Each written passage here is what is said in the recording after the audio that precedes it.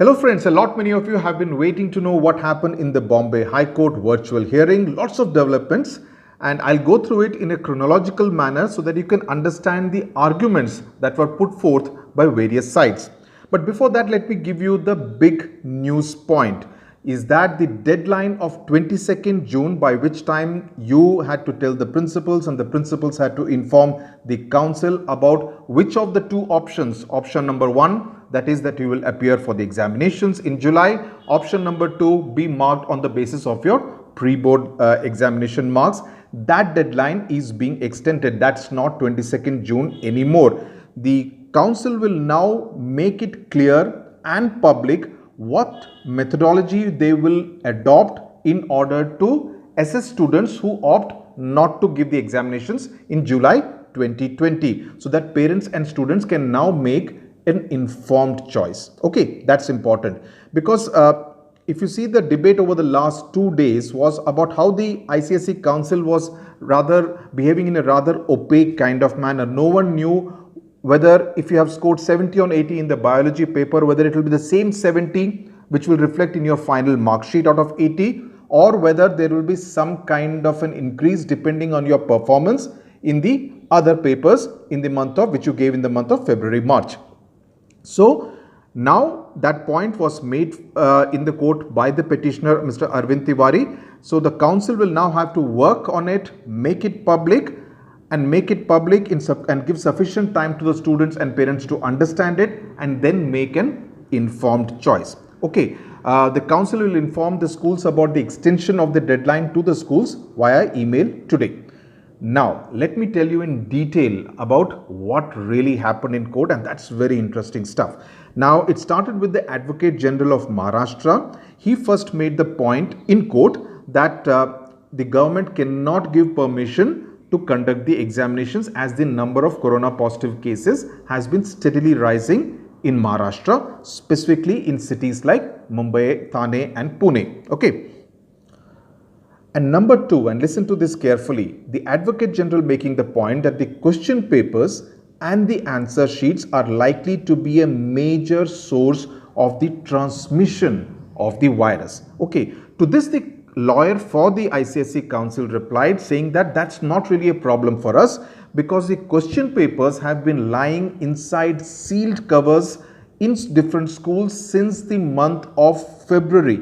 So they have not been touched by anyone since the month of February. So the lawyer for the ICSE council making the point that that fear will not really apply here, because the question papers are not contaminated by any kind of virus. Anyway, now let's come back to the Maharashtra government. It said in court, okay, that if the number of students who opt to give the exams is not very high, that is students who decide and go for option one, if that number of students is not very high in Maharashtra, we may consider giving permission to conduct the examination, right?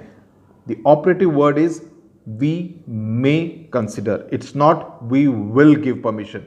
We may consider giving permission. Okay. But if the number of students is more, no permission will be granted. But at the same time, the Advocate General not kind of putting it down to what is a high number and what's a low number. Would 30% students be okay for Maharashtra government, or 40% will be okay, not giving any of those kind of details.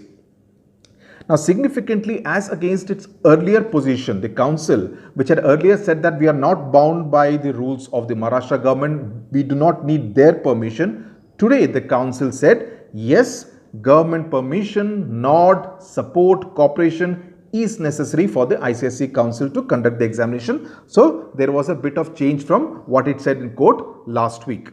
Now, the court also said that many suggestions have come from different quarters, which the council also needs to consider before they decide on the methodology to mark the students.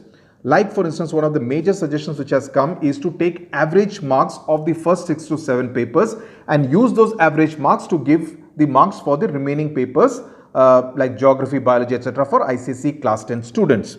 The same would apply for ISC class 12 students also.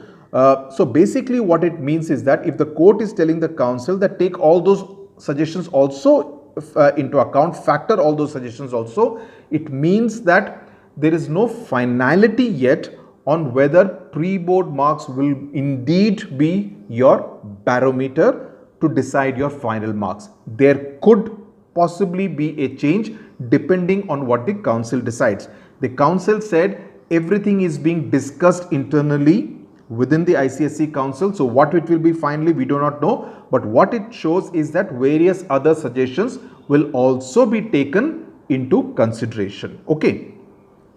Arvind Tiwari also made the point that those who are opting for option 1, that is giving the exams, are generally those students who have either not performed very well in the pre-board examinations, or they were absent during any of the pre-board examinations. So basically Arvind Tiwari making the point that those students, they may not really want to kind of take on this health risk, but they are being forced to because of their circumstances. So it's like being caught between the devil and the deep sea, not really the best of situations for a 15-16-year-old student.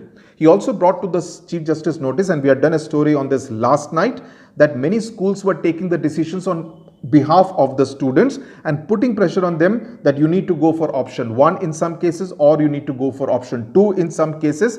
The court took note of that but did not react specifically to the point that was raised by Mr. Tiwari. Now the council has agreed, as I said, that it will go back to the drawing board. It will work out a fair and transparent system. It has also said that they may be able to work out a methodology by Saturday. By Saturday, it may be able to work out a methodology, which is the 20th of June, in which case the court has given permission to the council to put it up on its website. That you can put it up on your website if it is ready by the 20th of June. If it is not ready by the 20th of June, come to the court on the 22nd of June, that's Monday, then we will discuss it within court. But if it can be put on the 20th of June on your website, what it will help is that the different parties can have a look at it, discuss it, and then come to the court well prepared with their arguments for or against that particular methodology. Okay, final point, and this is important, and because this was also said by the lawyer for the ICSE council. He said, and all students should listen to this carefully, students should look at the situation from the point of view of fear of COVID-19, right? They should be mainly worried about their health status, not about their marks. Okay, not fear for their marks. So basically to say that the system which will be devised according to the council will be fair to everyone. So those are all the details of what all happened inside the Bombay High Court today. Not just the mota headline, but the Andar Ki Baat, which you get here only on Study with Sudhir. Thank you very much for watching.